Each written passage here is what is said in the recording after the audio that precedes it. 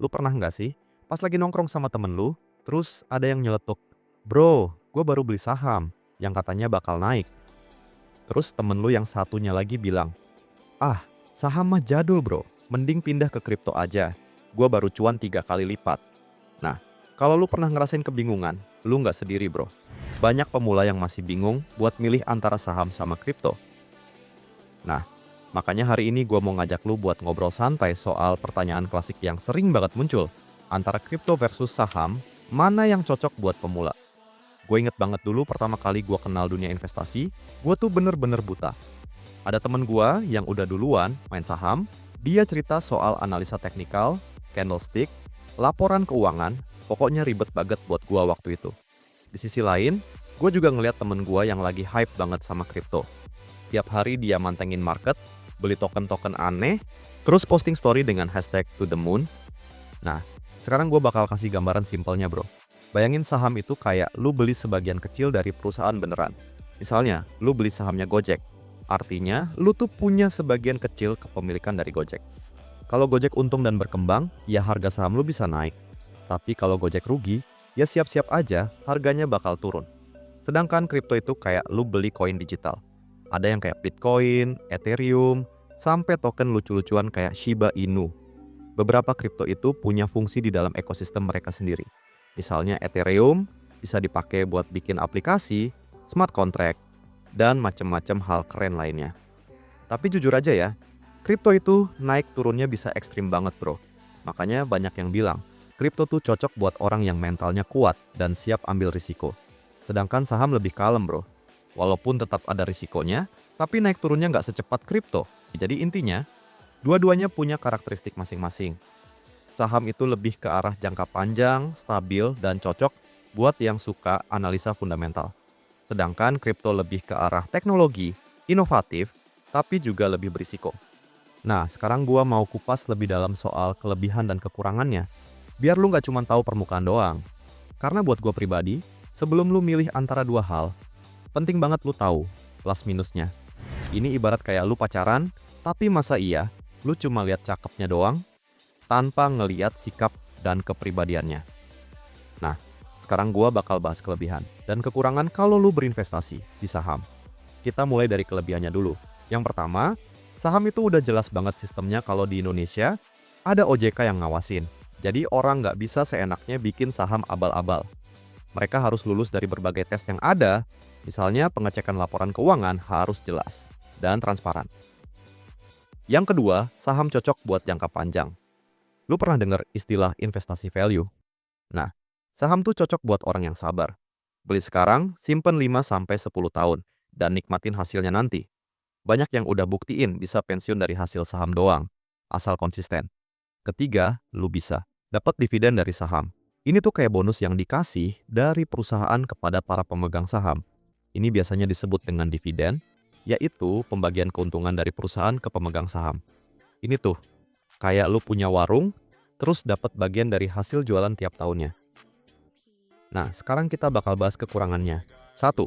Lu perlu waktu buat belajar. Lu nggak bisa asal beli terus langsung cuan. Lu mesti paham laporan keuangannya, gimana kondisi perusahaan, gimana industrinya, dan kadang itu bikin pusing buat pemula.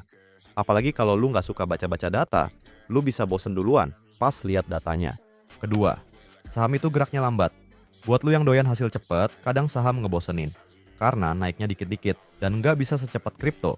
Jadi saham itu kurang cocok buat lu yang pengen hasil cepat. Karena tadi kita udah ngebahas tentang kelebihan dan kekurangan investasi di saham, sekarang kita bakal bahas kelebihan dan kekurangan berinvestasi di kripto. Nah, kita mulai dari kelebihannya dulu.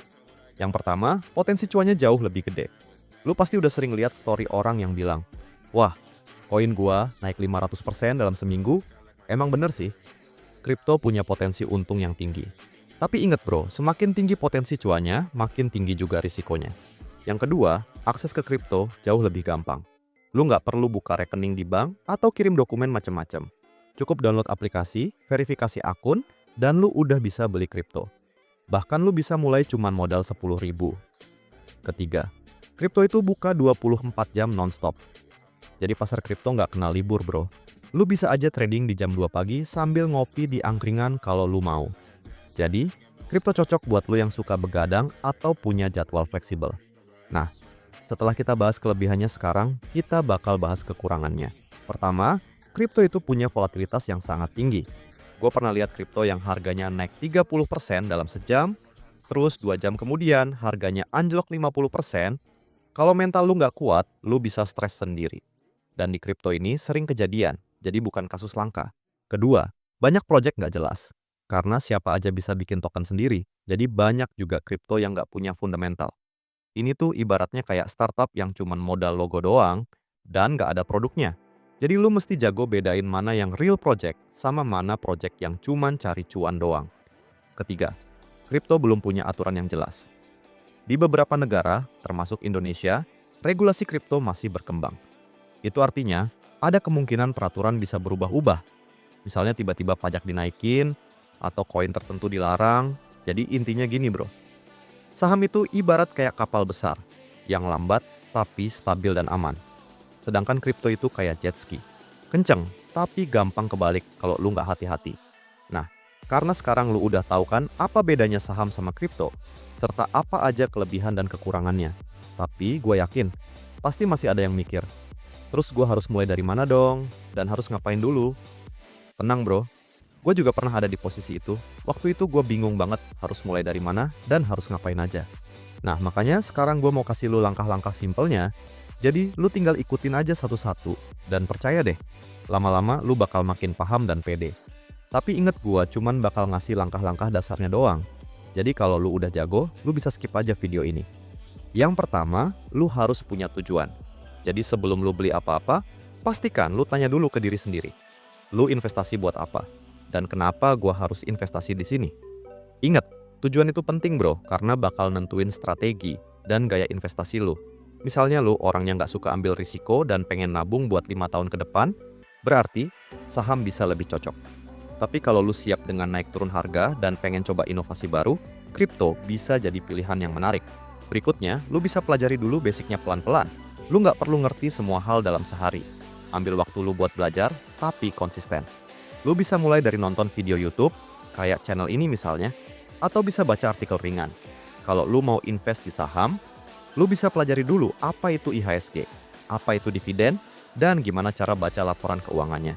Sedangkan kalau invest di kripto, lu bisa pelajari dulu apa itu blockchain, apa itu wallet, dan cara kerja marketnya. Dan ingat, nggak ada pertanyaan bodoh. Semua orang pasti mulai dari nol. Jadi jangan malu buat bertanya. Dan kalau lu mau tanya-tanya bisa komen aja di bawah. Nah bro, itu tadi langkah simple yang bisa lu ikutin kalau lu masih pemula. Sekarang gue pengen denger dari lu nih. Lu udah mulai investasi belum? Coba tulis di kolom komentar. Dan jangan lupa, kripto dan saham itu bukan musuh, tapi dua kendaraan yang bisa lu pilih sesuai tujuan. Terserah lu, mau naik motor atau mobil, yang penting lu bisa sampai tujuan dengan selamat. Nah, itu aja untuk video kali ini. See you in the next video.